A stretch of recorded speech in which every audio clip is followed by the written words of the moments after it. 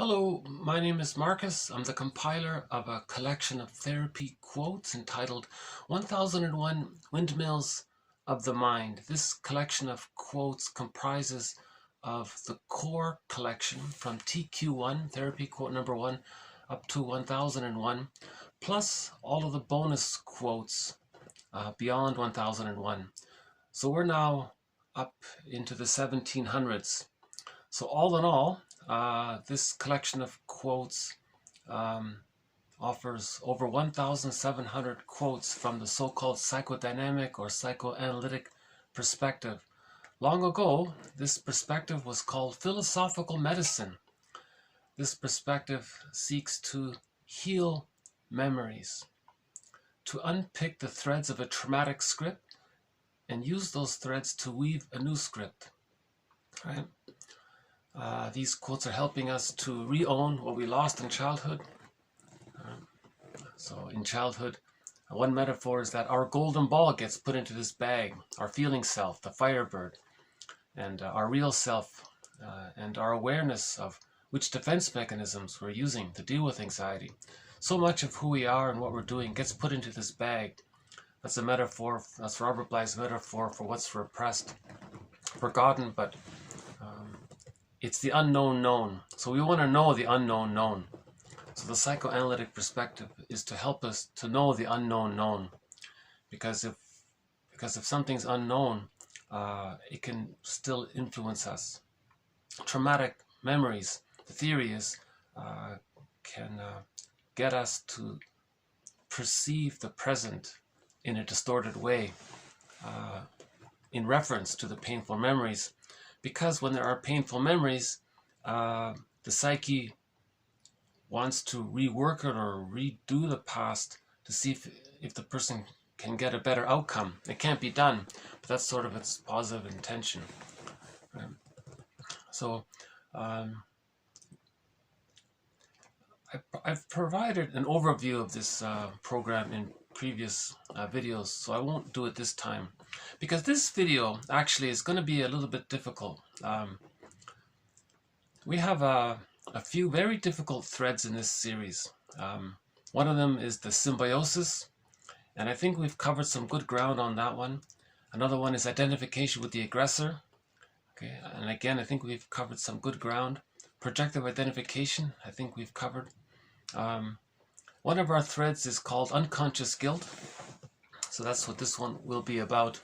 And if by chance you're not familiar with this project and you're watching this for the first time, I suggest you randomly pick any other video because this is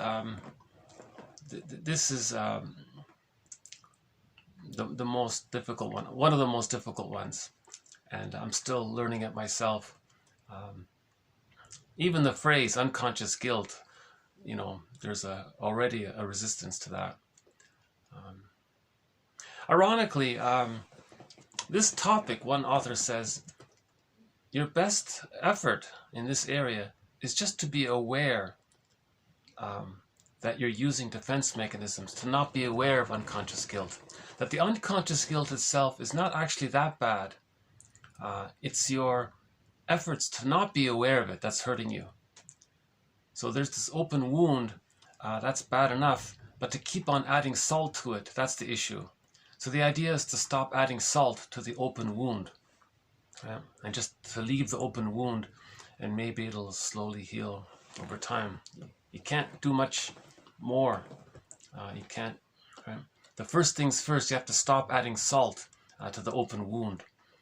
So that's one of the ideas around how we can heal from unconscious guilt. So most of these quotes in this video will be a follow-up to TQ 1705 about Ellen, the character Ellen in the comic book. So, by the way, if you're not familiar with it, in 1955, this comic came out. There were 4 issues of it, and they bundled them up together into this one collection, which has been reprinted. And this is not some frivolous sort of, Scooby-Doo kind of thing. It's actually It's actually a demonstration of the therapy process, put into comic book format. Yes, they dramatized it to some degree, but they kept the spirit of psychotherapy in it. So this is the best introduction to psychoanalysis. And there are 12 therapy sessions covered in this book, right? So they do 3 sessions with this Freddie guy, 4 with Ellen, and then 5 with Mark, right? So that's Ellen there on the couch there. And TQ 1705 was a quote from the session with Ellen. So I'll just review that one here, because that's sort of our lead-in to unconscious guilt. So, okay. So Ellen here, hopefully it's showing up okay here.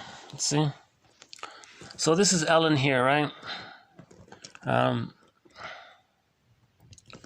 Let's see. Okay, with the book there, right? Okay. So she has a lot of social anxiety, right? And she's at the college there, and she overhears a conversation with two of her classmates. One of them says, "Are you going to invite Ellen to the party?" And the other friend says, "No, I am not. Not that snob. She thinks she's too good for us, the way she keeps to herself." And she thinks, "Ouch, that's not true." She's thinking, that's not the case. They're wrong. I'm not a snob. It's just that I'm afraid of people.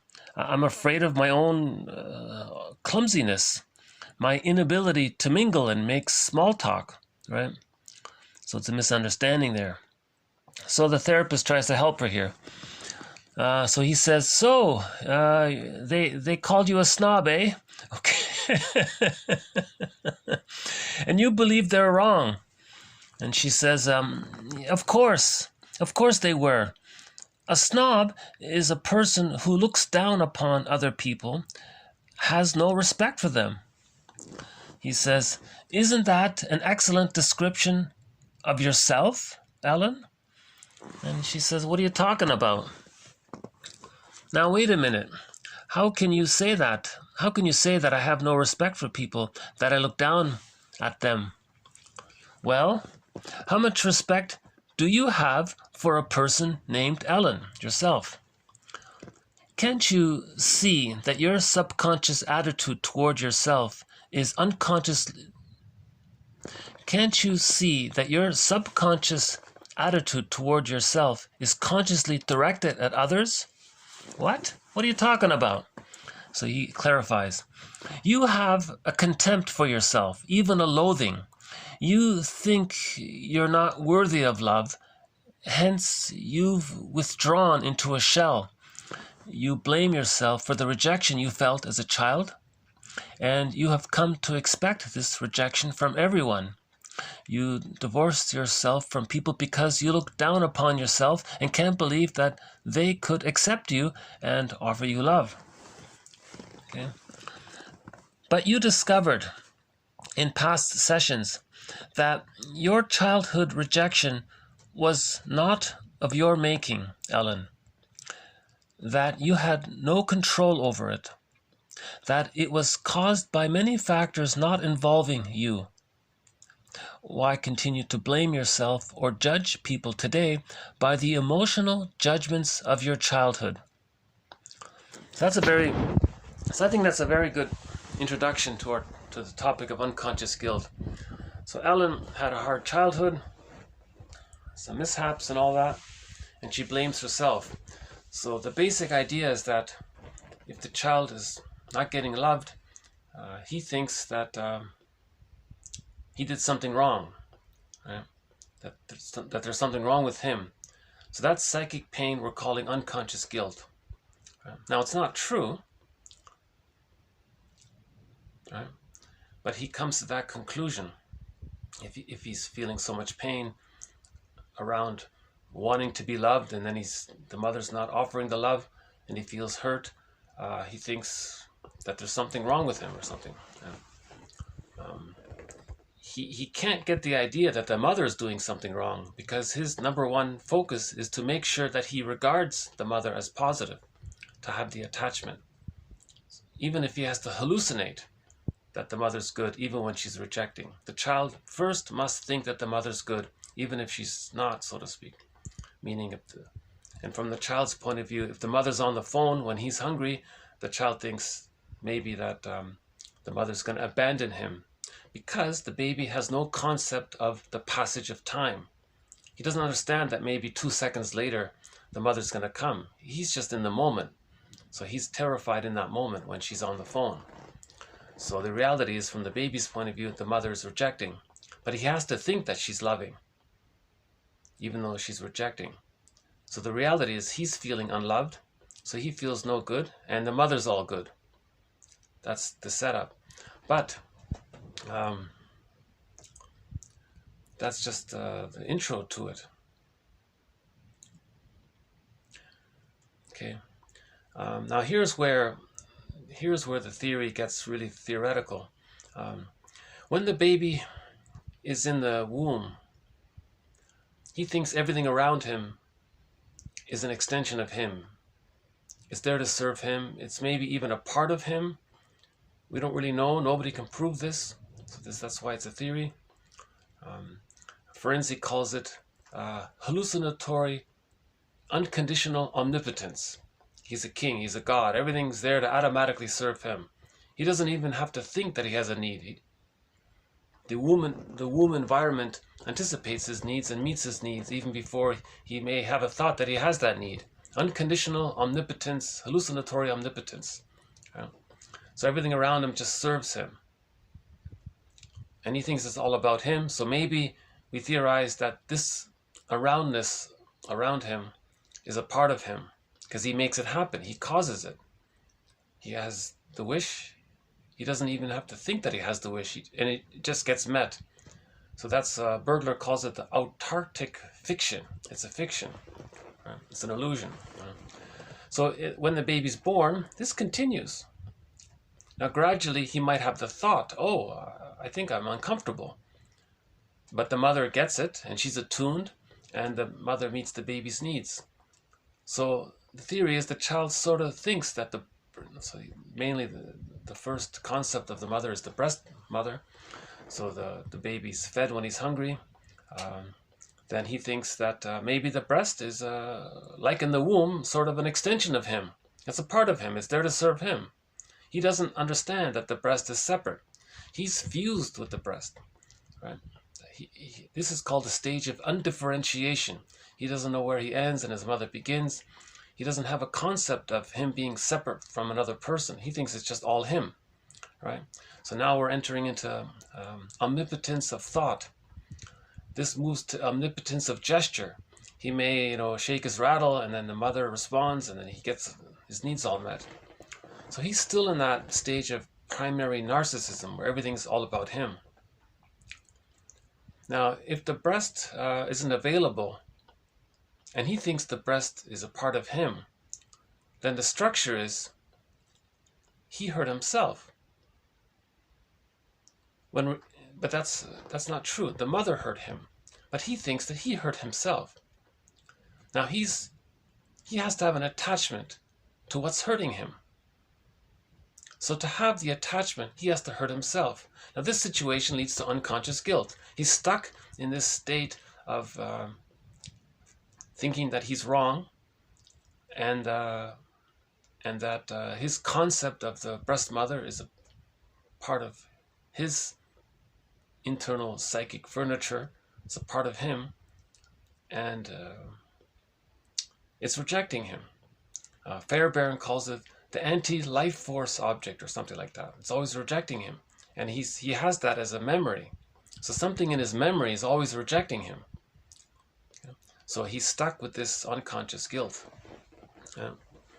Now hopefully the positive giving life force memories outweigh the frustration, then he's okay. But if the rejection from the mother outweighs the love that the child receives, then he's going to feel much more of that unconscious guilt, right? And so it's more of an issue there. The mother just needs to be good enough, they say, meaning the love outweighs the frustration. it doesn't matter if sometimes the mother's unavailable. The love has to outweigh the frustration. The child can handle that. He can handle the two, the ambivalence. He can accept that the mother's sometimes unavailable. But he can't accept that the mother's more unavailable than loving. Then he's engaged in splitting and identification with the aggressor and the moral defense and reaction formation, and he does a lot of emergency maneuvers of the mind, which preserve, which maintain, which adds salt to the open wound of the unconscious guilt. You see. So when the child is disappointed, okay, the child has a wish, he's disappointed, he thinks that he got hurt by the mother. Another way of saying that is, did the mother punish him? The child doesn't get it. Right? So this first quote is sort of about this. Okay, the baby, okay, the infant, incapable of distinguishing frustration from punishment, okay, because of a lack of self-object differentiation, experiences frustration as punishment. Okay, so when there's a trauma like that, there's repetition compulsion. They're going to try to redo it, relive it, to see if they can get a better outcome. Okay, some people call this emotional masochism or moral masochism. Now, Burglar's elaborated version of this, he calls it psychic masochism. He'll create or provoke disappointments because when he was a baby, he was disappointed. So disappointment means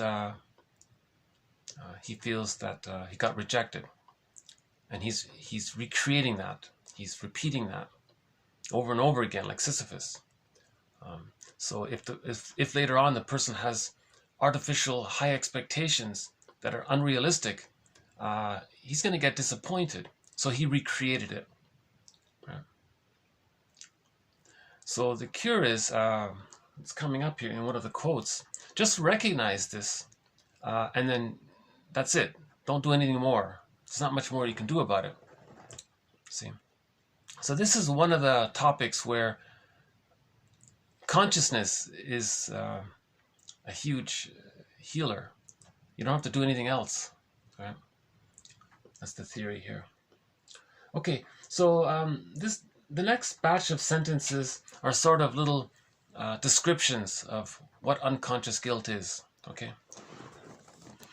Okay, unconscious guilt may motivate the client to act in ways that are self-destructive.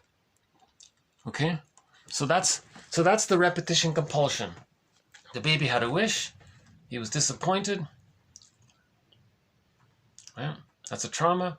Didn't get his needs met. The psyche, that's psychic pain, mental pain, emotional pain, unconscious guilt, that's pain, psychic pain, same thing, right?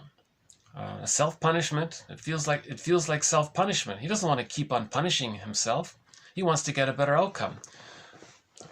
So his positive intention is to recreate in some symbolic way that scene of having a wish and getting his needs met. Now his request is unrealistic. No person in the present can be the breast mother, right? So he's through his behavior, he's creating a mirror for him to see that he got disappointed as a child. So his acting out and repetition compulsion through his behavior is kind of like creating this mirror. His behavior is like a mirror for him to see the childhood scene. So that's why he may act in a way that's self-defeating. He's repeating that he got disappointed at the breastfeeding, basically, right? Then he realizes that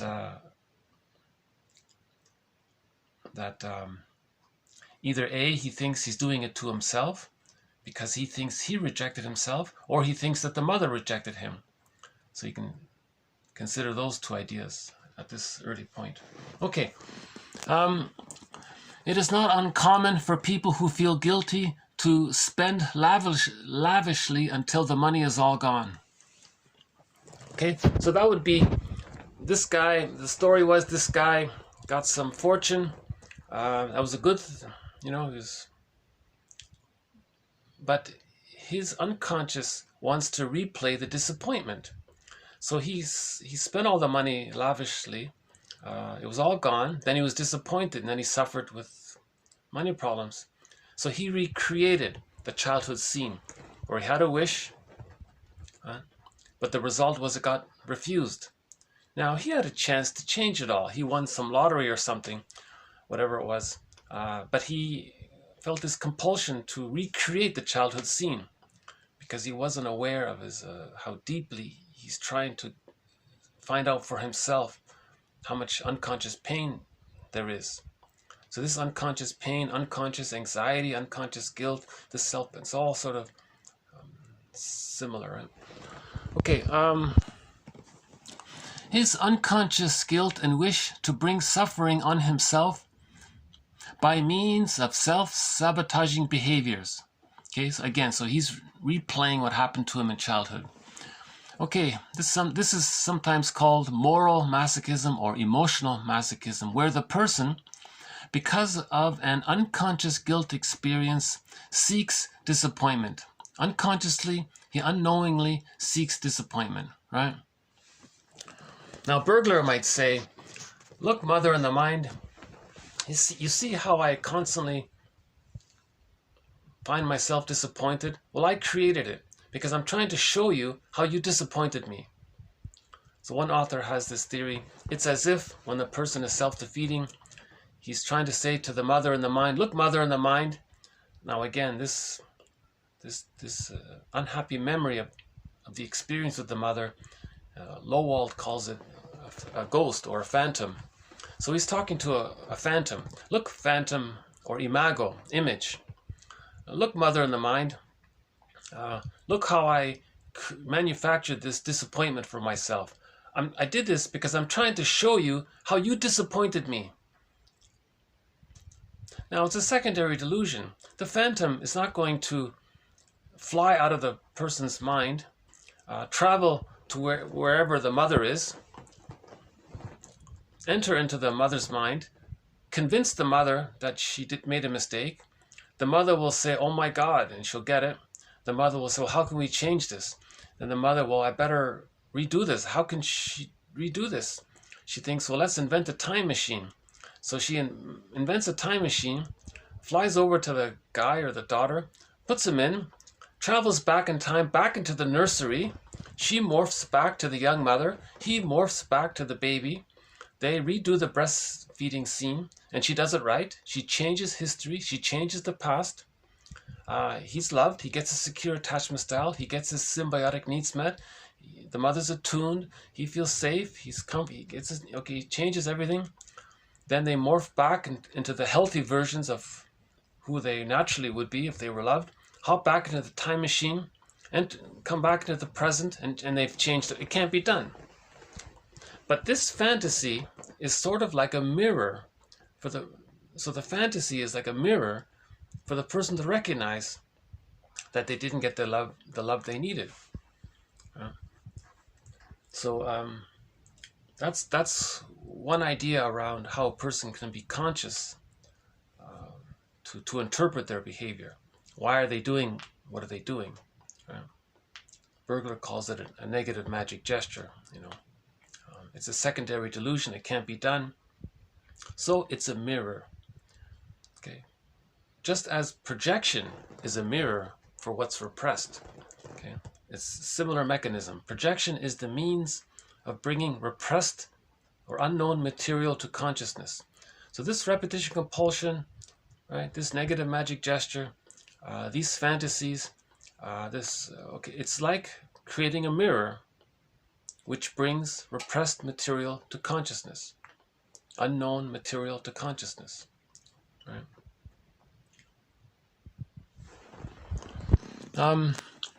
Unconscious guilt feelings. Most of the time, they are perceived only as a diffuse and general type of discontent. See, he makes the point. Here it is here. Everybody, he says, to one degree or another, has maybe some unconscious guilt. He describes it as a diffuse and vague feeling of discontent. Now he says you can live with that, but don't add salt to it. Just live with it, and maybe it'll become less painful. The problem is when we keep adding salt to it. Okay, unconscious guilt, a child's sense of having been to blame, of believing themselves to be unlovable. Okay, that's the case with Ellen here, right? So that's her story here, right? So again, there were 4 sessions with Ellen, right? And she was dealing with, her stories mainly about unconscious guilt. So by the way, Freddie was about the Iago character, right? He's the guy that behind the scenes gets others against themselves. So that's the story of Iago. And then Mark is the womanizer, the overeater, and other problems, right? Okay, so but Ellen is dealing with social anxiety. So that's her story there. You know, these 12 sessions, you're going to get at least one very insightful, at least one insight is offered in every session. I mentioned this before, but I think every high school kid should be given this book. And better yet, the class spends 1 hour a week on each of the 12. So there are 12 sessions. So for 12 weeks, 1 hour a week, you devote one class a week for 12 weeks for each of these sessions. You know, I think this would really stimulate a lot of curiosity, promote self-awareness. It's the best introduction to psychoanalysis that I can tell. It has won a golden Windmills of the It has won a golden Windmills of the Mind award already. So we've issued 15 golden Windmills of the Mind to date. This has won one of them. Okay, let's move on. Yeah, that one again. A child, unconscious guilt, a child's sense of having been to blame, okay, of believing themselves to be unlovable. You see, part of the reason they believe themselves to be unlovable is because it's all about them. They do it. So if the mother rejects them, they think they rejected them, and they caused it. And they caused this result, so they believe, because of their power, they think it's all about them. Whatever they create, it's true. They're little gods, you know. So they said to themselves, they're not lovable, so they believe they're not lovable. It's a misunderstanding. It's a mistake. That's why it's called unconscious guilt. Okay, the next one here.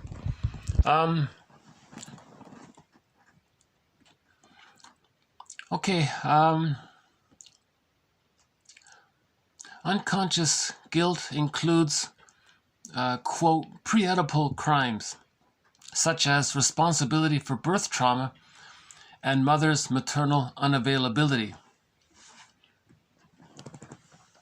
So, let's say there's birth trauma. The baby's dissatisfied, and he thinks he gave it to himself. And because his opinion is the law for him, he ends up believing it. Now, mother was not available to heal it. If in the cases where she wasn't able to heal it, he thinks that her unavailability is also his fault, because her unavailability is his unavailability, because he thinks the breast is an extension of him. Remember, in people with the narcissistic pattern, they think others are just there to serve them. They're an extension of them. Others are symbolic breasts, right? So this is the primary narcissism. Okay, Okay, in the case of unconscious guilt, the parental introject becomes a part of the interior psychic furniture within the self as agent.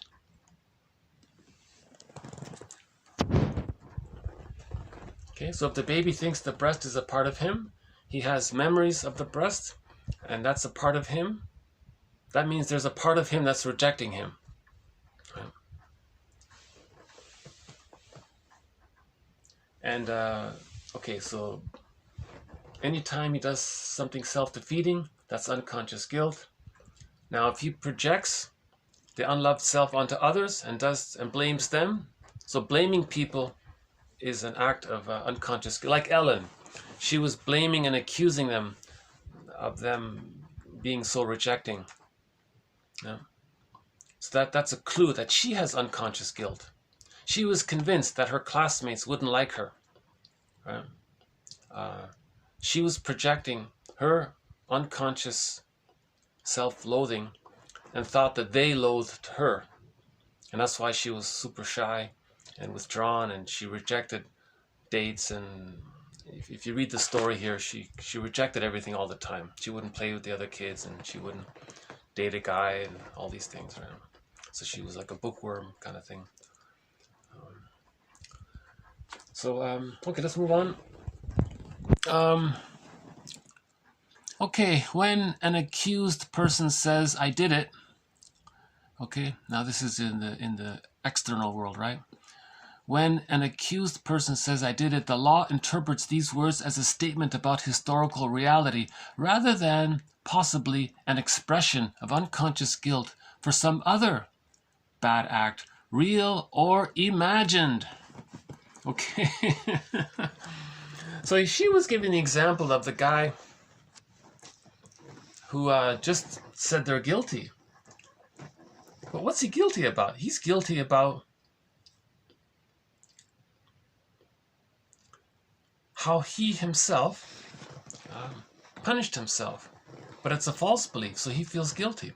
So later on, he was accused of something. He wasn't guilty of that, but he just felt so guilty in general. He just think, well, he just said he was so racked with guilt. He just said he was guilty of something else, and they didn't figure it out. That was just sort of a teaching point. I include this quote because it reminds me of Spellbound. It's a movie about unconscious guilt. Now that movie is very fragmented. They don't have a coherent story about unconscious guilt. It's just little tiny fragments. They're taken out of context. They're flipped around sometimes. They don't work. You have to isolate them, tease it out, and then build on each fragment independently. So Spellbound sort of doesn't work in that way. But even though the movie is about unconscious guilt. Now Hitchcock said he didn't want to teach psychoanalysis. He just said he wanted to create another whodunit story in the environment, in the milieu of psychoanalysis. He didn't want to teach psychoanalysis. So a lot of people think this is like but by accident, a lot of people attribute this movie as one of the first main movies to teach psychoanalysis. And it does. If you keep in mind, things are fragments. So one of the fragments was, there was this guy, and he said he was guilty of some physical crime. And the therapist there, she was new. She was just fresh out of college, and she was very, very familiar with how people feel guilty for things they didn't do. So she said, I don't think you committed that crime. I just think you feel it because you're racked with so much unconscious guilt. So you're just saying that you didn't really do it. And the guy's saying, really? And he's saying, no, but the truth was he was a criminal, and he did commit it. And the therapist, because she was so new and fresh, she was focused on her theory of unconscious guilt. So she didn't know how to separate it. Later on, I guess it got sorted out. But that's the idea about this, how we...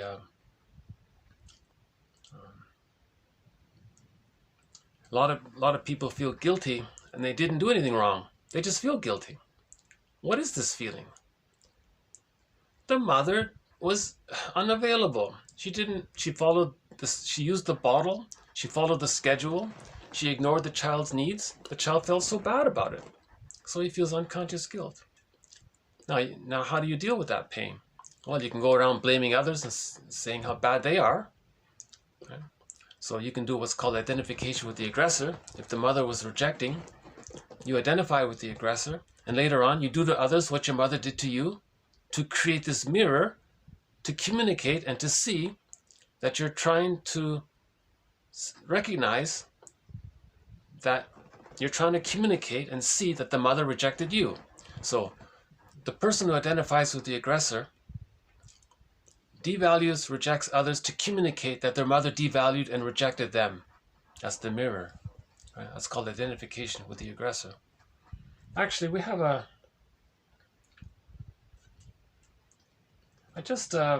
I'll post it on the next video. We have another quote on it coming up about that.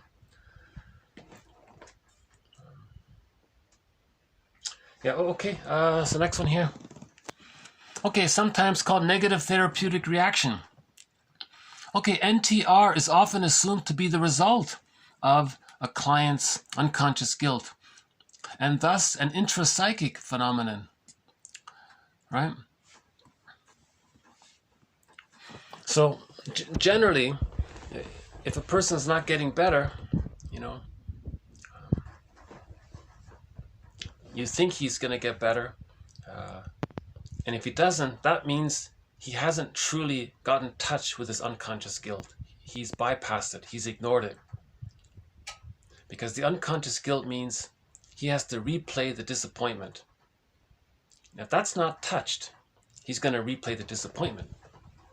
So if the person does, you know, magical thinking, you know, just buy some crystals and say some abracadabra, you don't look at unconscious guilt, or do some behavioral thing, or I don't know, you take a workshop in some popular, you know, place or something. It might stimulate your curiosity, but it's not going to address the unconscious guilt. So you think you should be getting better. You took this workshop, you're going to get better, you're all enthusiastic. A week later, you're back to where you were, or maybe you feel even worse. You know, that's because to get better, we can't ignore this unconscious guilt. One metaphor is that it's like this skeleton in the bag. Yeah. So everything we don't know about ourselves, Robert Bly's metaphor is that it gets put into this bag that we drag behind us. This bag is the unconscious self, the shadow self, the shadow side. Everything that we don't know about ourselves. The stranger who walks with us, who's not like us, but who is us. The stranger within. Darrow calls it the skeleton. Right? The second self, the secret self, the alter ego, the double in literature, that one, and so on. You know, so healing is you want to own it. You want to be carrying witness to it and accept it. Either be a carrying witness to it and not add salt to it, or be a carrying witness to it and reintegrate it and re-own it. This quote here was saying that generally we assume that negative therapeutic reaction is because we ignored unconscious guilt. But he says sometimes the therapist is just incompetent, and that's why the person didn't get better. Okay, the next one here. Okay, the witch figure, the ghost. Okay, so this is the cruel breast, right? The unloving image of the mother. Okay, the witch figure arises out of unconscious guilt and provides a focus for the projection of guilt. Okay, so that the ego is at least partly defended from conscious recognition of its own negative feelings towards the refusing breast.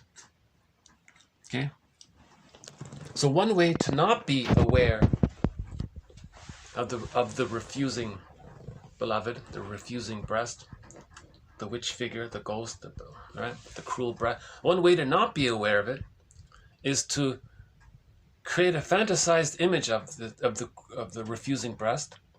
Okay, some character in a myth or fairy tale, in your hallucination, think that some other person is refusing.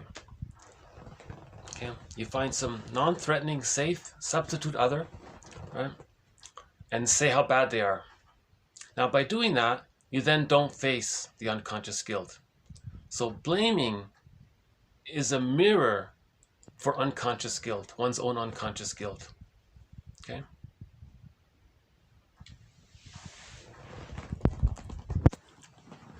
Unconscious guilt as a search for disappointment.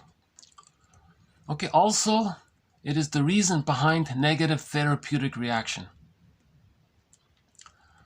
I believe that it is the neglect of unconscious guilt that frequently leads to an overemphasis on external reality. Okay? An overemphasis on external reality. So all of these self-help books that tell you, follow these steps and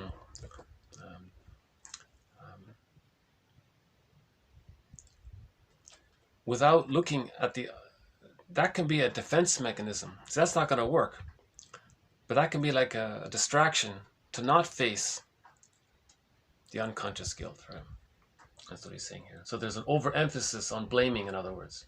An overemphasis on looking for outward magical solutions. Because the magical thinking is still there with early trauma. You ring the bell and you think you're better, right?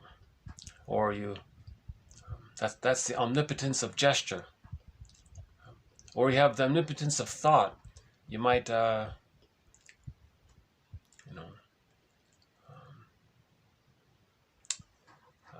you might make some affirmations. You just say these sentences, and you're going to magically get it or something. Now the rationalization, well, you want to feed the mind with positive ideas, but your motivation for doing them is to squelch the unconscious guilt. So there's going to be a negative therapeutic reaction, and that's why affirmations don't work. You have to look at the underlying issue. Right? Okay, a couple more here.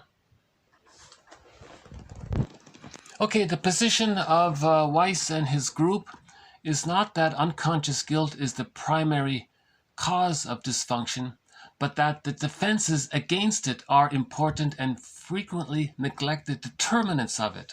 Okay, so that's what I was saying. That's the salt one. You see? We can live with unconscious guilt. It doesn't have to be too bothersome too much. Bergler says we all have it to some degree. The issue is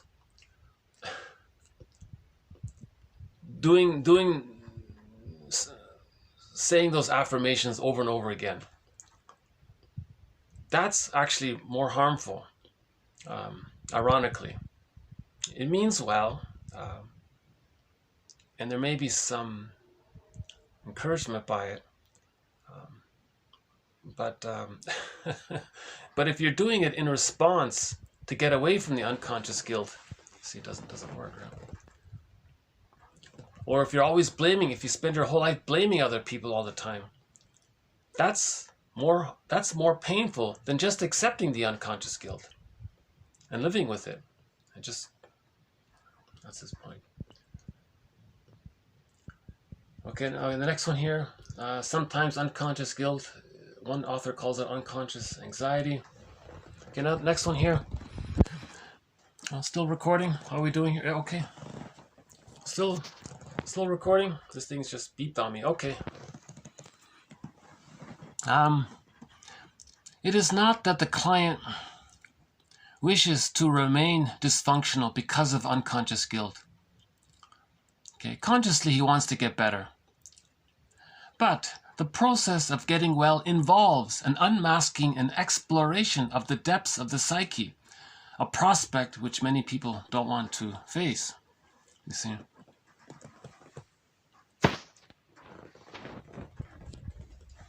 So a person has high expectations on another person. That's creating a symbolic breast. Now, from the perspective of the babyhood trauma, the symbolic breast is a part of you. Now you want to coax this other, which you believe is a part of you, to refuse you. Because when you were a baby, the breast you thought was yours and it refused you. So now you want to get others to refuse you. So you might be difficult around them, passive-aggressive around them. You might coax them. You might sabotage it in some way. You might be annoying in some way, omit important information. You want to get them to not like you, to refuse you love somehow, right? So people who are vague and frustrating people, they're going to refuse you finally. If you're not making I statements, if you're not being clear in your communication and what you feel and want, you're going to coax the other to eventually give up, because you're following the traumatic script. The traumatic script is the baby had a wish to be fed by the breast, but the baby thinks the breast is an extension of him. Now in the replay, he finds other people to play the role of symbolic breast. Now cognitively he knows that's not it, but we're talking about the invisible influence of our fantasies affecting us. So the other person is a symbolic breast. Now the goal is to get that symbolic breast to refuse you. Okay? Because that's the replay, the repetition compulsion of what happened at the nursery. Right? And you're stuck there. When there's a trauma, you repeat it like Sisyphus to get a better outcome. Now no other person can do it. Right? And we had a quote 2 days ago from that show. The guy met this wonderful woman, and she was excellent.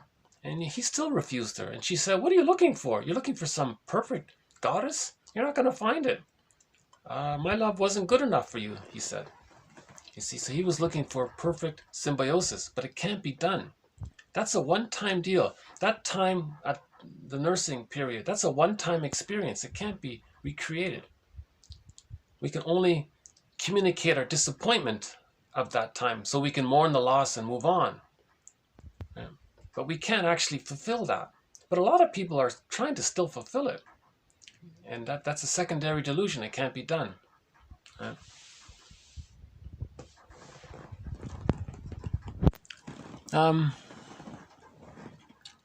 Okay, the next one here.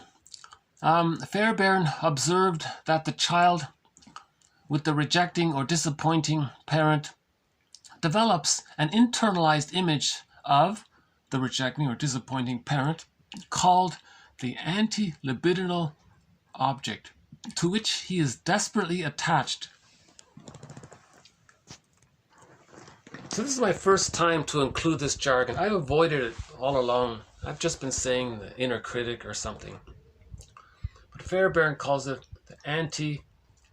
So if the mother's rejecting the baby, he says that's not giving life force to the baby. So that's anti-life force mother. Right, that's what he means by that little jargon there. And the baby is bonded to this rejecting breast, because the more rejecting the breast is, the more the baby needs the breast, the more he clings to it, the more he thinks, and it's a part of him. So a part of him is rejecting him all the time. That's mental pain.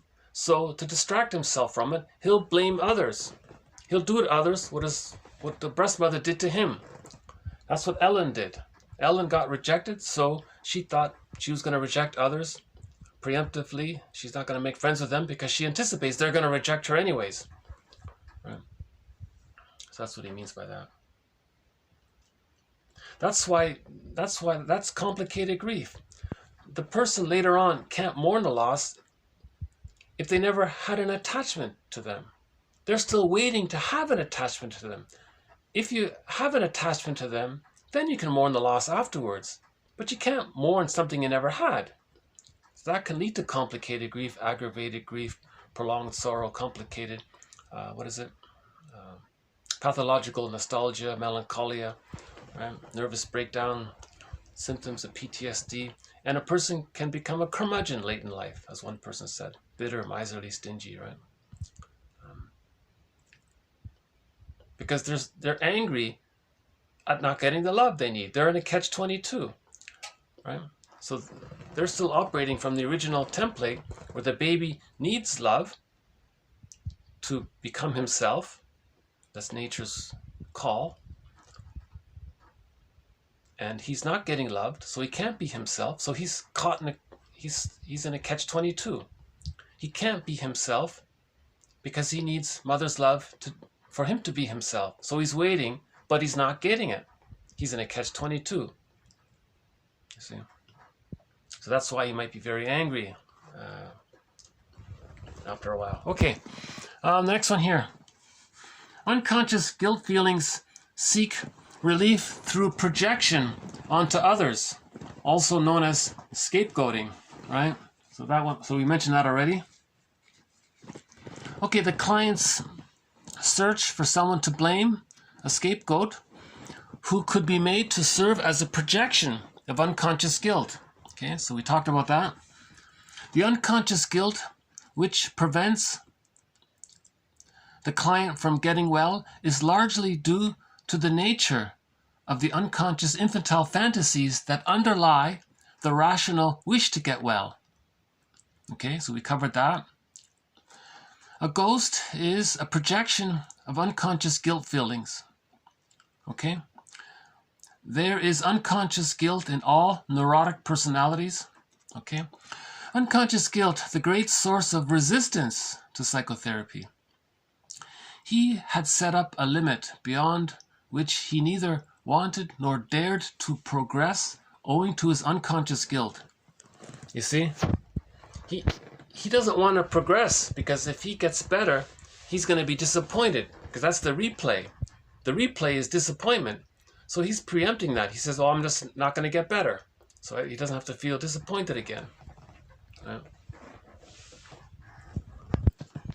To what extent can disavowed conscious guilt over actions against the natural world teach one about already existing conscious guilt? Question mark. Yeah, so I just put this here as a question mark. I have no idea. I didn't really understand it. But he says if a person is doing things harmful to the environment, let's say,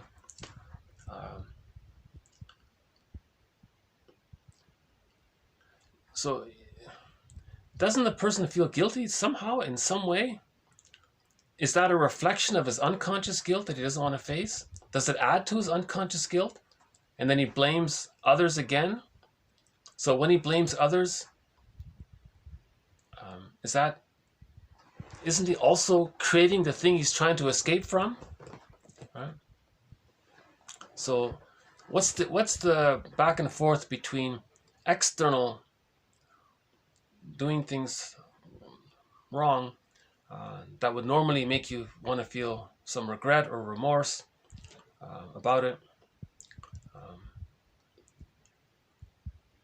How does that influence already existing unconscious guilt?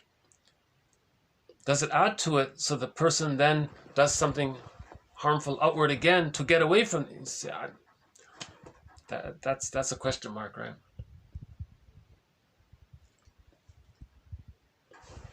Okay, next one here. The emotional masochist. You know, I just had this quick little thought in my mind. Why did I include that quote? Was I going to make my video disappointing?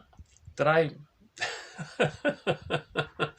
could have had a more satisfying video had I not included that quote. Did I include that quote because it's going to bother me a little bit because I don't know it? Am I doing the very thing in my delivery of this video? Am I demonstrating it? Right? Am I doing the thing that I'm talking about? Right? So would my video be better had I not included a quote that's very confusing? See, a part of me is very curious about it. That's why I included it. But is that just an excuse? Was my underlying motive to include a quote I don't know about, so I would feel a little embarrassed because I don't know about it, and I would be disappointed in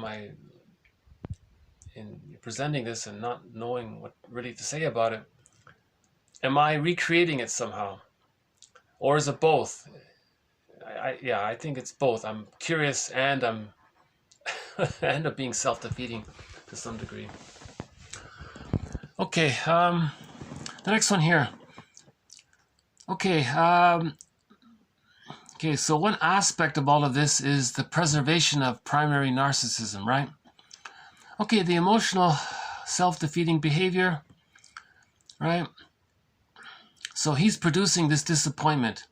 Now, he produces this disappointment. That's proof that he has some magical control over things. So one element of all this is that when the child's unloved, his true self gets squelched. He still holds on to what's called the grandiose part self. The grandiose part self is that omnipotence of thought, omnipotence of gesture, or the unconditional hallucinatory omnipotence, the primary narcissism, infantile megalomania, that's the grandiose part self. That's there up until the age of 18 months. With enough love, this is dissipated. It's gone. Right? If there's trauma before 18 months, the person has the narcissistic pattern. It's all about them. Right? Everything's there to serve them. Right? Infants don't have gratitude. Have you ever heard a 9-year-old baby say thank you? You know, a 1-year-old baby say thank you? They don't have that. They're still in that state of needing to receive everything, to get their needs met. Then later on, they can express love and gratitude. But first things first, they have to be loved first. If they're not loved first, they're angry. Their main emotions are anger, hate, greed, envy or grenvy, spite, vindictiveness, schadenfreude, and so on. Love and gratitude haven't entered the psychological picture with the narcissistic pattern. The baby needs love to differentiate. So if the baby does differentiate, then we say love and gratitude have entered the psychological picture. Now, Karen Horney would maybe disagree. She says, well, it's not that cut and dry. So this is just an approximate, this is just sort of an approximate model, right? Okay, one more about, okay, so he takes refuge in his grandiose part self, right, in other words. So even if he has to create disappointment, well, he created it. He made it happen. So he's taking refuge in the grandiose part self. So when he was a baby, he was passive. Now he's going to actively do it. That preserves his grandiose part self. At some unconscious level, he feels, well, I made it happen.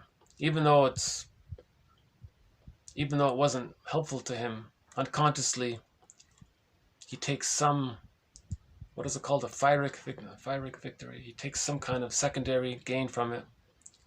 That's all he has. Right? Okay, now the next one here. The fear of the uninhibited, right, almost mad adult changes the child, so to speak, into a shrink. Okay, Frenzy calls this the wise baby. And in order to become a therapist to the mother, to defend himself against the dangers coming from the refusing mother, he must know how to identify himself with her. Okay, so this is called failed empathy. So we had this about 2 months ago. We did a couple of videos on identification with the aggressor. The positive intention is the baby is trying to give empathy to the parent. So the parent says to the child, look, baby, when I wasn't seen myself, I wasn't loved myself. The baby says, oh, well, I'll try. I'll do what you want. I'll be just like you. So I'll imitate you. That means he's offering himself as a mirror for her to see. That's an attempt to give her empathy.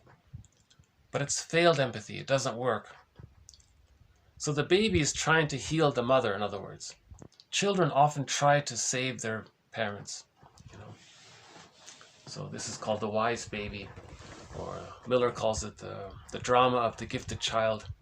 He calls it here, the baby's turning himself into a therapist. Okay, we'll do 2 more quotes here. Okay, she identified with her troubled sister in an attempt to omnipotently repair her by taking into herself her troubles.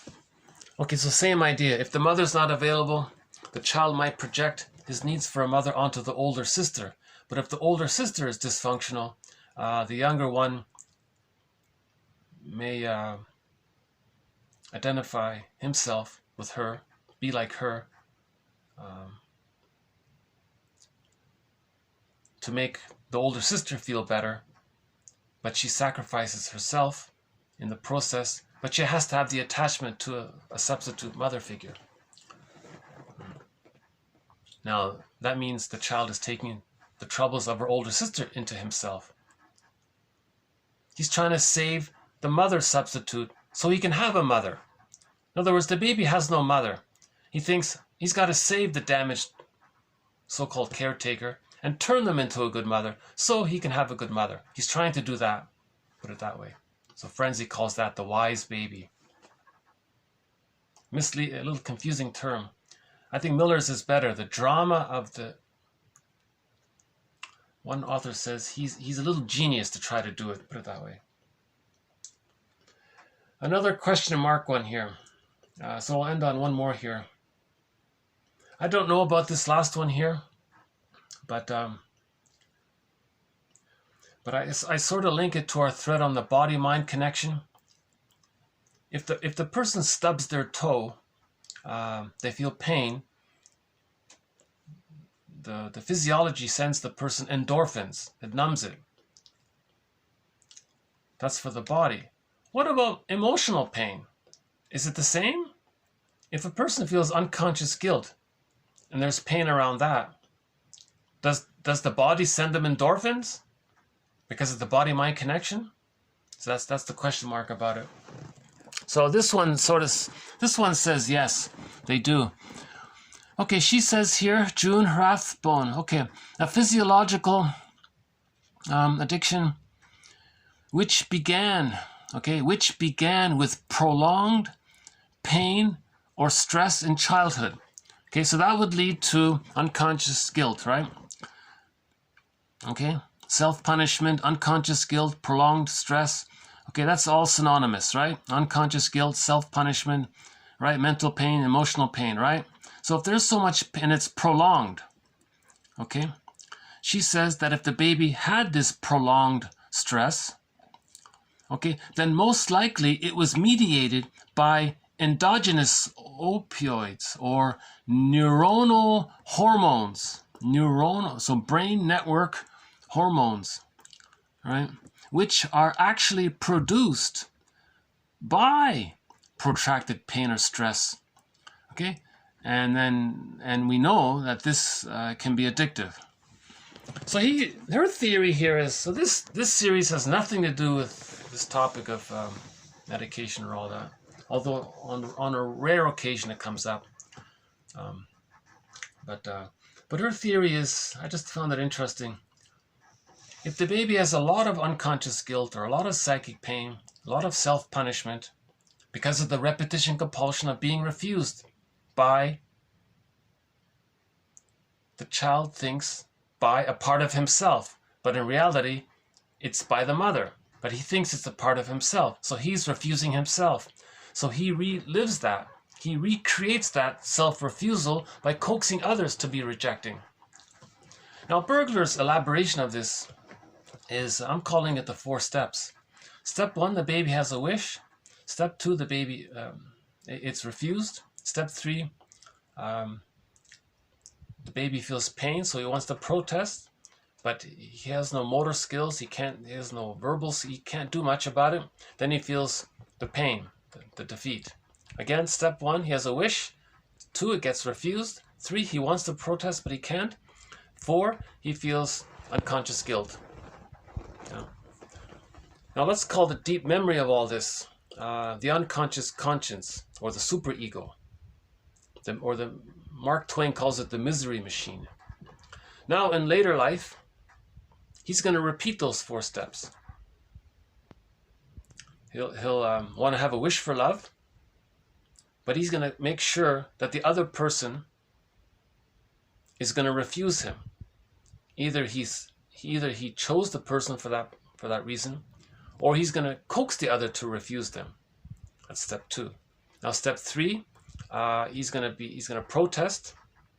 So that's called pseudo-aggression. And in the end, he's disappointed.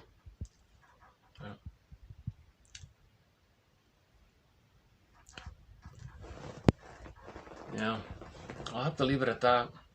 I don't know much about this physiology side of it. Let's take a quick look outside. Hold on a sec. Let's see how are we doing here. Yeah, okay. Cloudy day.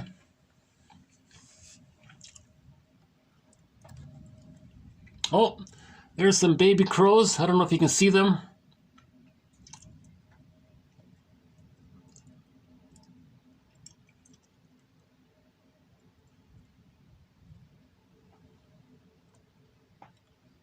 Okay, they just landed there. No? All right.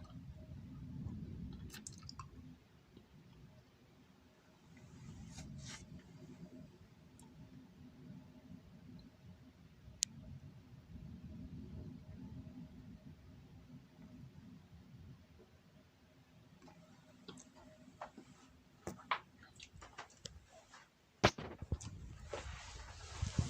think it's about 5 degrees today. Okay,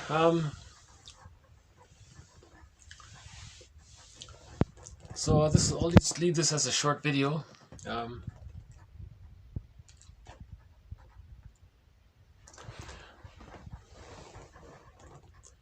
So the take-home message, I guess, is my first thought when I came across these quotes was not to expect too much from others. Don't try to, because chances are that might be a sign of replaying some disappointment. That's adding salt to the wound. That's not to say to be like Ellen. So the solution is not to be like her, right? Because her response was to just withdraw into a shell, and she was very withdrawn. But maybe if she's aware why she's withdrawn, then she can tease it out. She's doing someone called it an autopsy or something.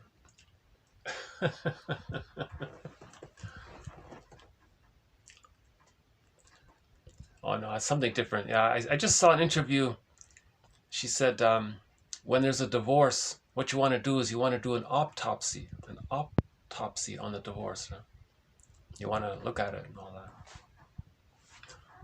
By the way, I found we've played the song Nature's Way a couple of times in earlier videos, and I just came across a sample of it.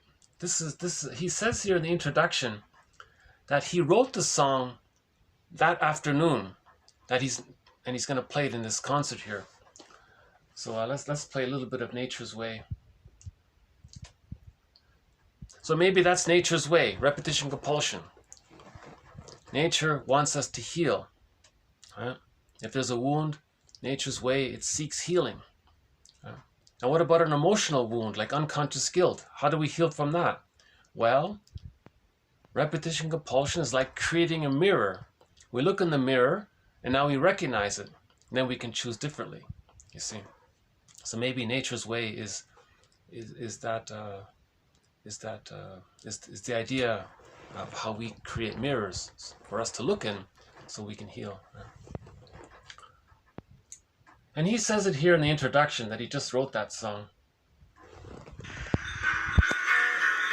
like to do the song that I wrote this afternoon. Sounds just good.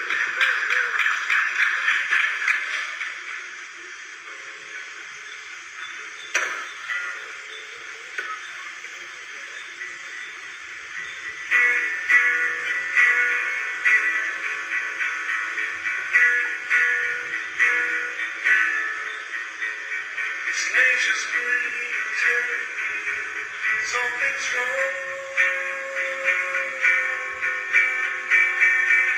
This place is really telling you in a song.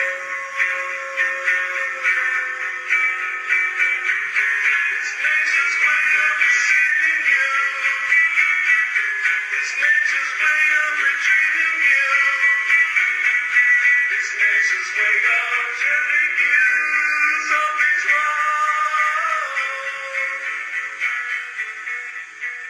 It's nature's way of showing you in the silent breeze. It's nature's way of showing you dying trees. It's nature's way of retrieving you. It's nature's way of receiving you. It's nature's way of telling you something's wrong. It's nature's way, it's nature's way. It's nature's way, it's nature's way. It's nature's way, it's nature's way. It's nature's way, it's nature's way.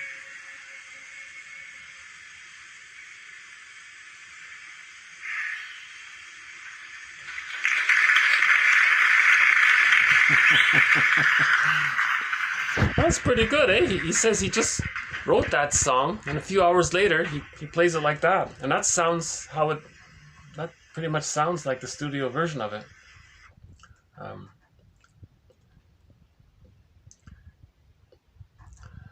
So do you want to hear the studio version of it? Let's see. We've played a few of the live versions of it, but I don't think we played the studio version of it. There's the studio version of it there.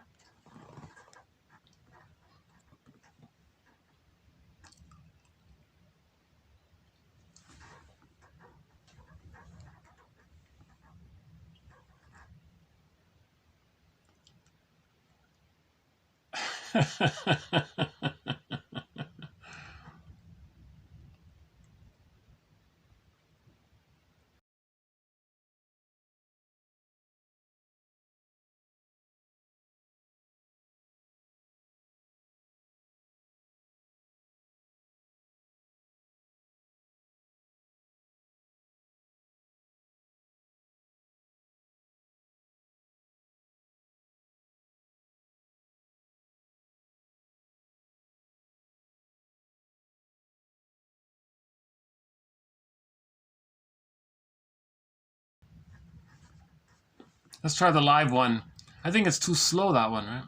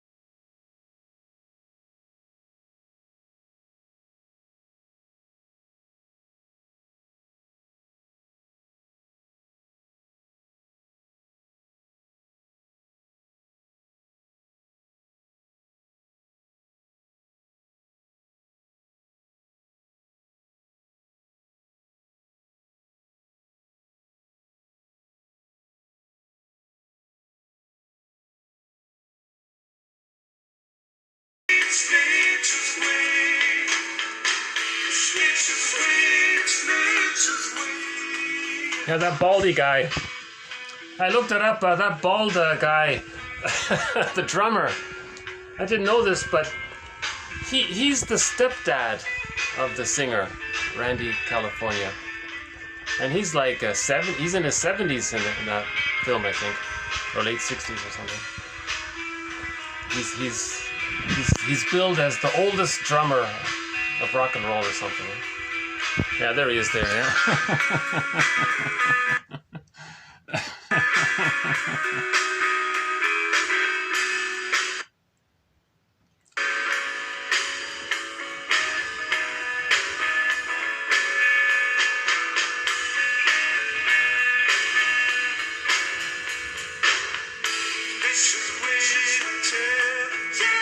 Something's wrong.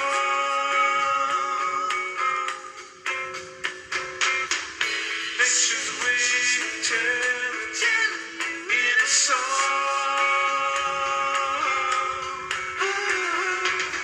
It's nature's way of receiving you. It's nature's way. It's nature's way of retrieving you. It's nature's way. It's nature's way of telling You know, maybe philosophy and psychology is nature's way of helping Homo sapiens to heal unconscious guilt.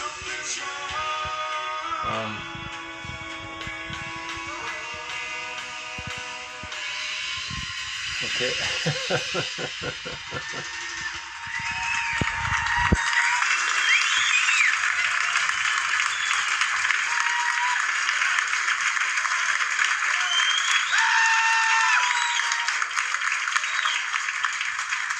Thank you. Appreciate that. Okay. I haven't. Maybe it's not a bad cover rendition, but the band Streetheart.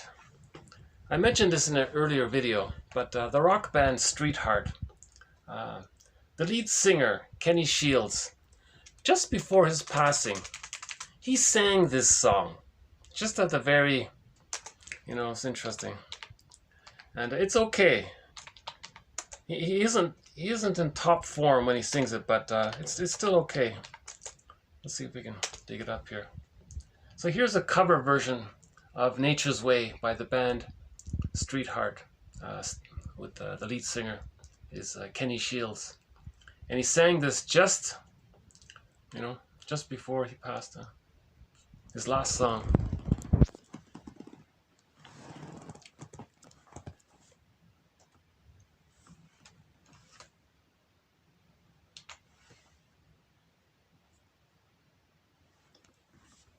It's coming. Hold on. Okay.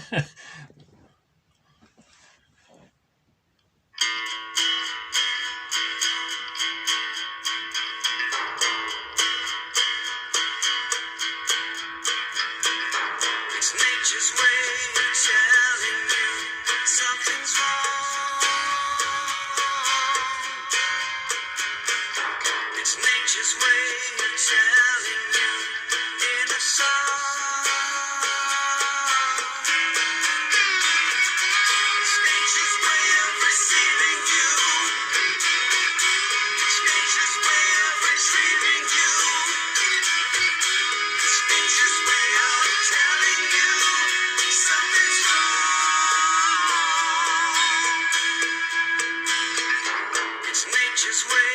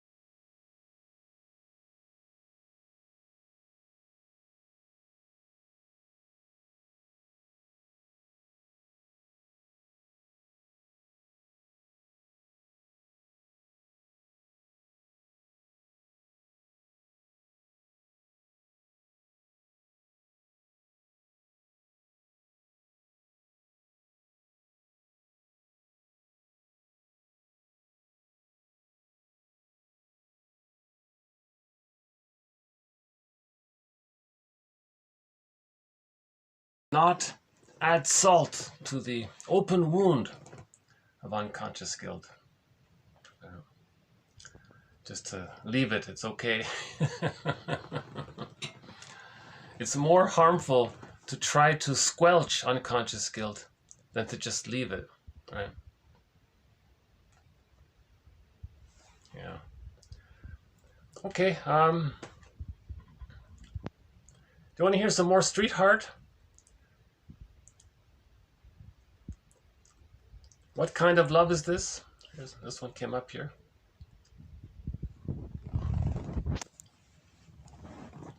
This is sort of a summer classic, sort of a summer song.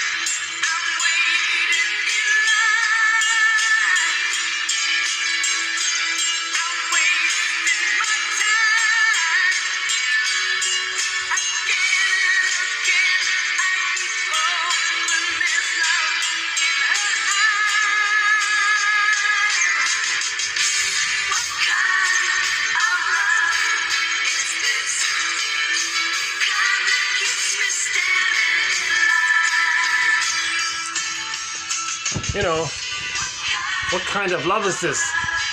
He's saying he's disappointed. Did he unconsciously choose that person, that woman, with the unconscious expectation, not the conscious expectation? He had the conscious wish to be loved by her, but did he uncannily choose her? Because he sensed at some level she's not going to love him. So he's disappointed with her. Now he's complaining. What kind of love is this, you know? I'm waiting for you and you're not around, and what kind of love is this? So we call this transference love. Transference love is when you transfer your childhood scene or situation into the present with the hopes of getting a better outcome. That's called transference love. Actually, we have a quote coming up, another quote coming up about it. So here's a preview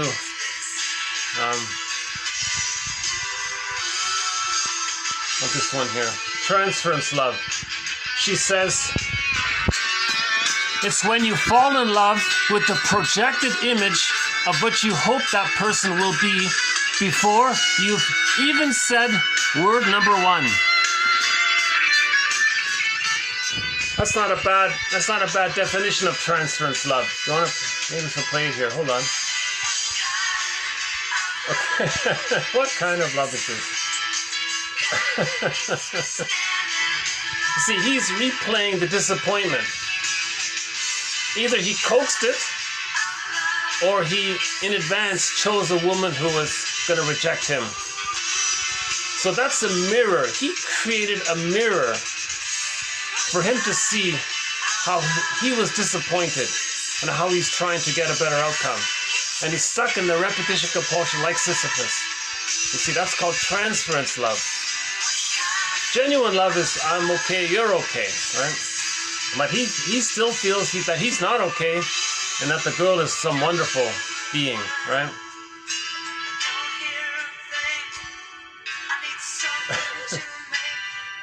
I need something to make me feel better. Now he's gonna go grab a box of cookies, all right?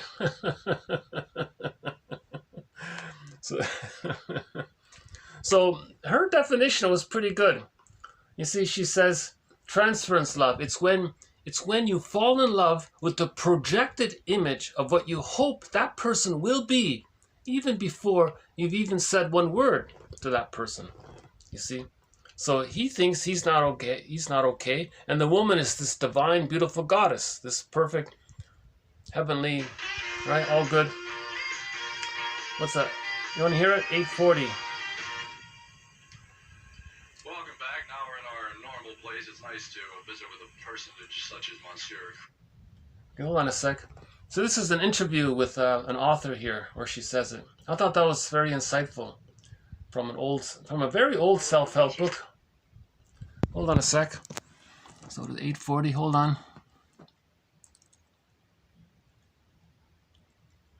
To have you walk down the path hand in hand, and that she doesn't recognize that the man that she selects in many ways would be the man that she deserves, because we tend to marry at the same level of health. See? Or pathology. Look at that. If I'm half Well, that's right. That's interesting. See, she says it there too. We tend to marry someone with the similar emotional health of ourselves, right? And it can be in reversed form, but it's the similar sort of underlying issues, right? person, the chances are that I'm going to find another half person. I may not realize that. He may be controlling and dominating, but the chances are he needs me to fill the part of him that's missing as I do. And then the two of us are going to remain in that kind of ugly and sometimes very neurotic bond. Here's a definition of transference love coming up here. Sorry for the slow connection here, but she was a TV host long ago, giving advice. Don't think that there are.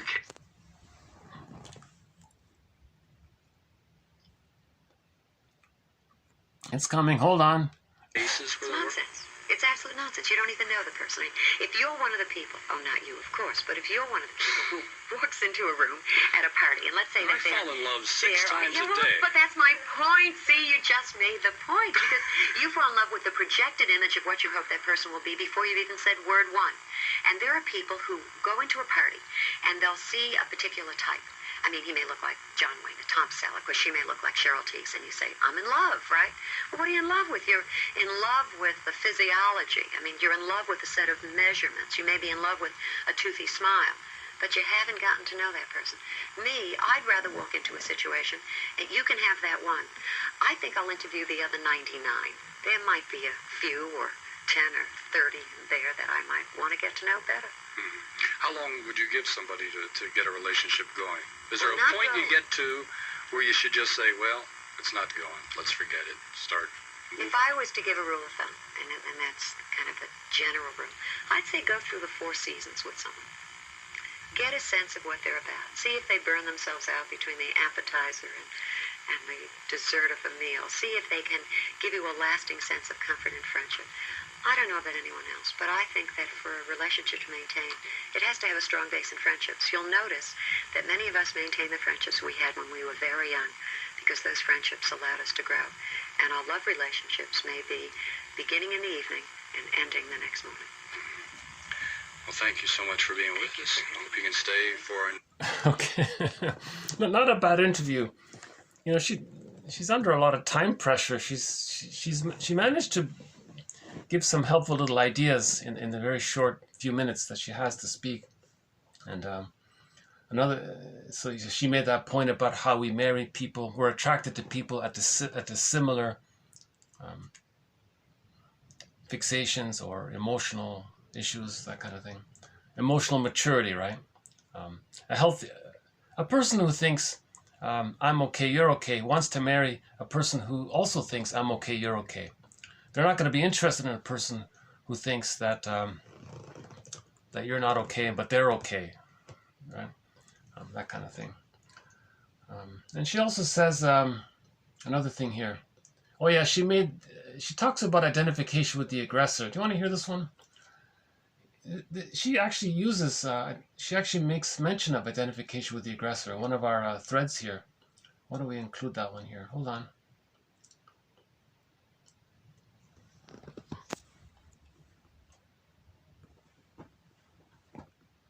Okay.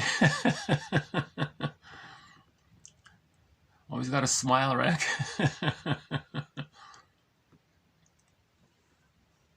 Kind, and you admire them. Another form of identification is that you want to be like someone because they have a lot of power. Even if they've been abusive, you want to be in their place, kind of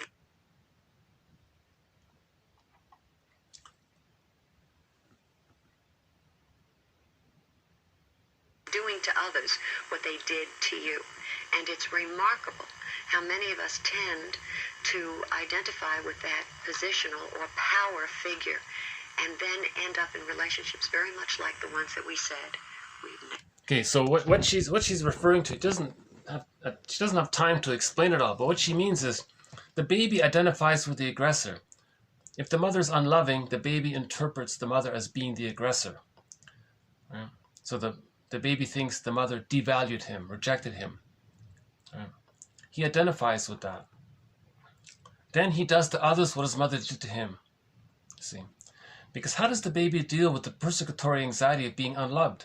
The way to manage it somehow is to just be like her, because then you're getting some kind of it's a way to sort of dampen it a little bit if you anticipate it and you are like her and you're imitating her. You're not being the victim of it. So now you're gonna do to others what your mother did to you. So you're trying to master the anxiety of the persecutory anxiety of being unloved. So, right? So this is a very desperate maneuver of the mind the baby adopts called identification with the aggressor. Yeah. The mother abuses the child, emotionally abuses the child grows up and emotionally abuses others to communicate that when they were a child, they felt emotionally unloved, right? That's how they deal with the anxiety of being unloved. Right? Some people call it active to passive or passive to active or something like that. But it's just a repetition compulsion. Now her point there was a person doing that might marry someone on the victim end of that. So they're at the same emotionality, you see, of the one person thinks he's okay, the other's not okay. The other one thinks they're not okay and the other's okay. Now it's all, they both have the thought that I'm not okay, you're not okay. But one person adopts a fake, I'm okay and you're not okay. And the other person adopts a fake, I'm not okay and you're okay. See, they're stuck like that. That's what she means about dysfunctional or neurotic. Yeah, she says the word neurotic in there. I think we should keep that word neurotic. I think it's more descriptive than dysfunctional, isn't it? Neurotic. Okay, anything else? Yeah, in that interview there, she says that when there's a divorce, you want to do an autopsy. That was interesting. Huh? So maybe we'll just end up. Should we end up with another Street Heart song since we did some Street Heart here? Hold on a sec. We've played some Street Heart songs in the core collection. We played Star and Storyteller. A little bit of What Kind of Love Is This? Just a part of it there. Should we choose something else?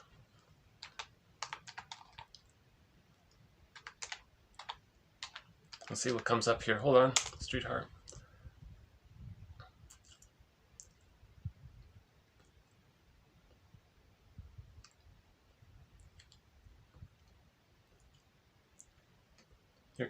What about Here Comes the Night? That's not a bad song. Okay, why don't we do this one here? Here Comes the Night.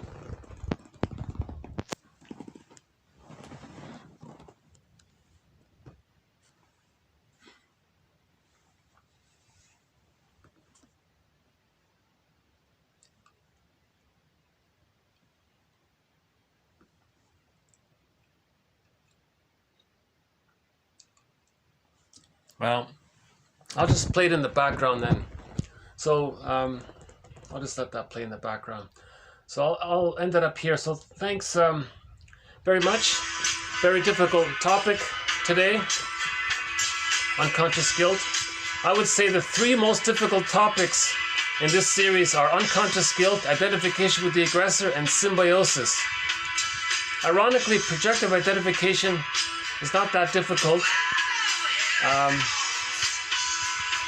The psychology of religion, ironically, also isn't that too difficult. I would say those are the top 3 most difficult threads. And we'll be adding more quotes to these topics.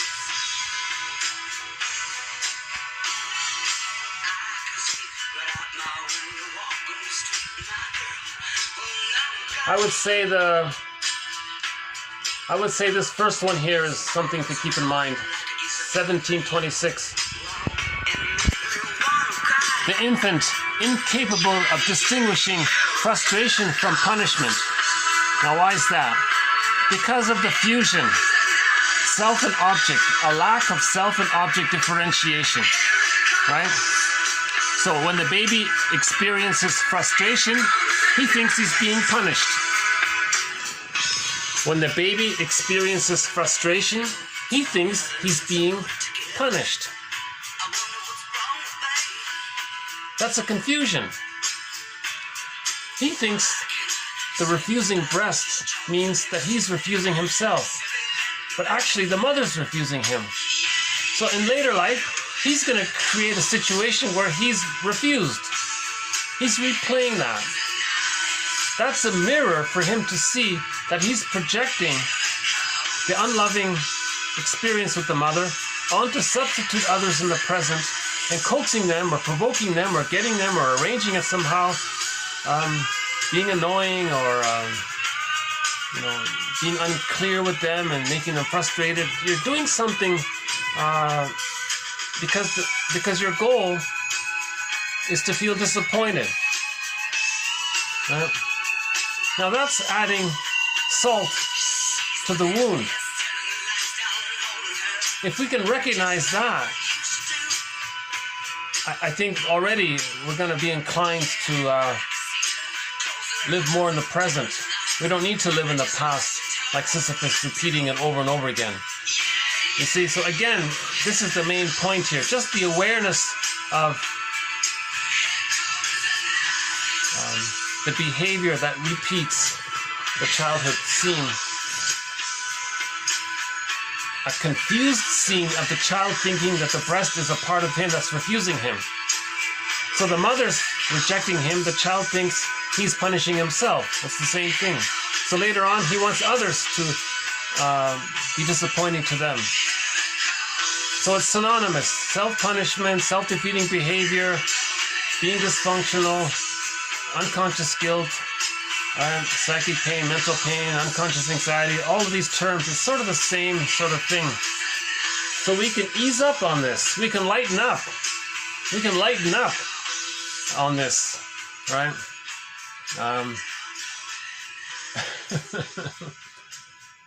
That's a good song by underappreciated band, Streetheart. Do you want to do another one here? Let's see what else shows up here.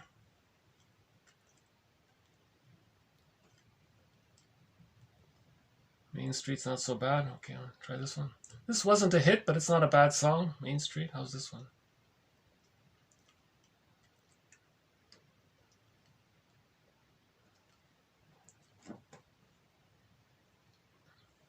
Main Street.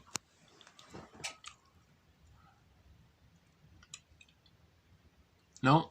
Okay.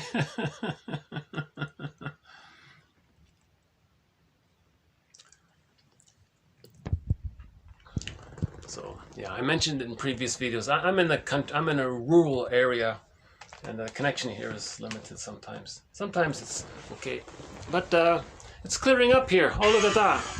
Oh, the sun has come out. Oh, that's nice. Okay.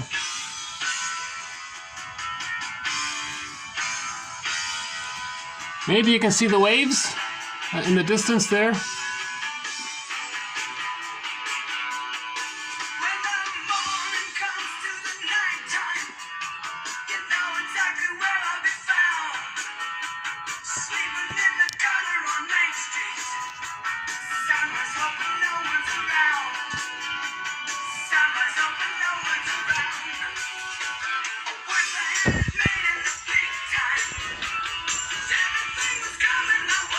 Yeah, let's play Star. Hold on. Let's end up with Star. Here's a great song, Star.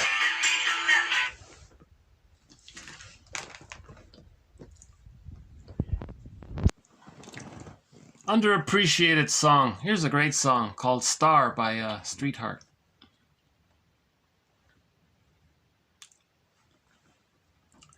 I even considered using this song as the theme song, but I went with Katja Epstein's song instead. But this was under consideration for the theme song.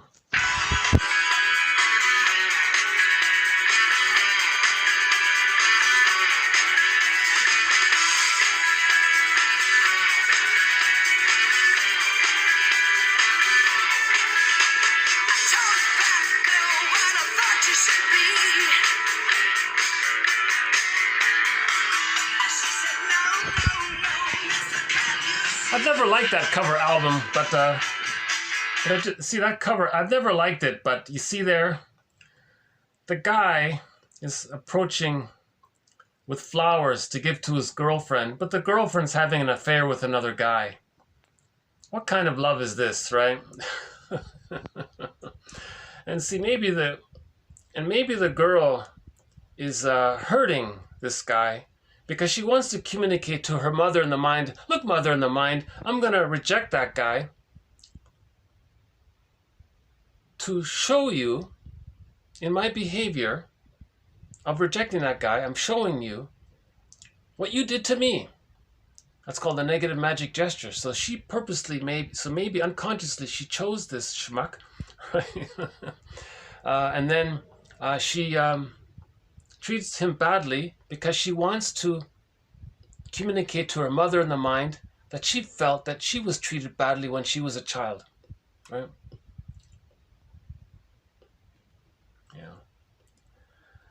Yeah. Okay.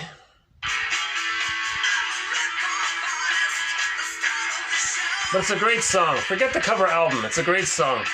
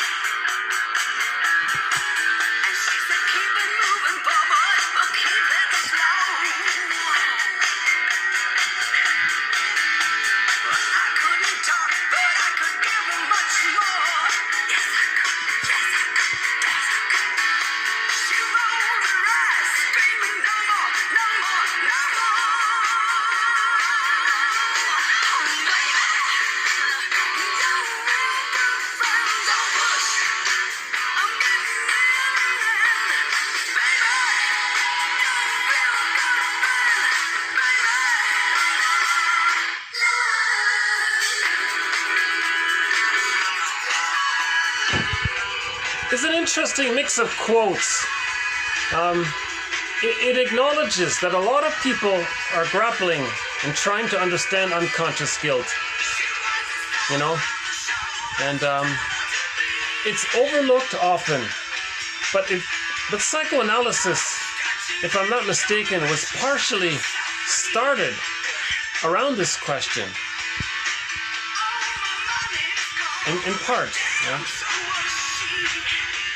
I think it all started with disassociation and then so-called hysteria being, and I think this was the third sort of main topic.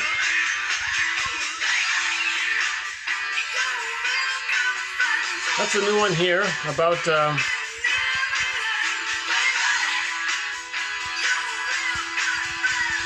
idea that the ghost can also be a symbol of unconscious guilt. It's something that's always there. So you don't want to feel guilty. You say others are guilty. Right?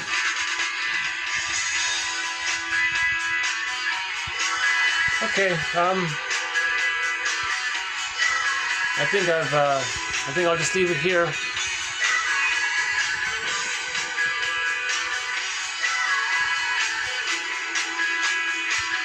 So let's forgive the parents. They were stuck in their existential dilemma, right? See, once we forgive the parents, and once we're aware of repetition compulsion, of trying to master the trauma with the parents, I think there's some relief in that. I feel some relief in it myself. But, okay. Anything else? Any final thoughts here?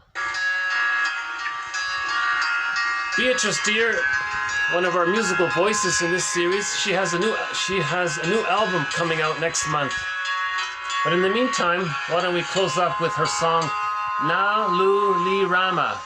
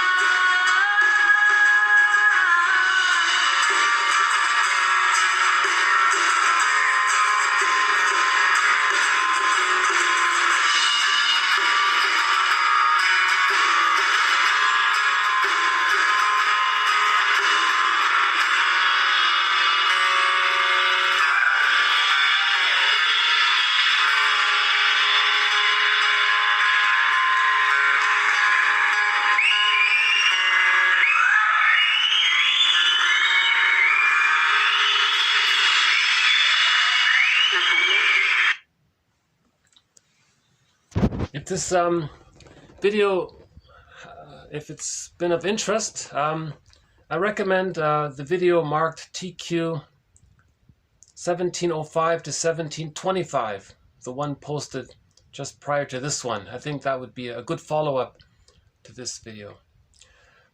Thanks again. So, bye for now.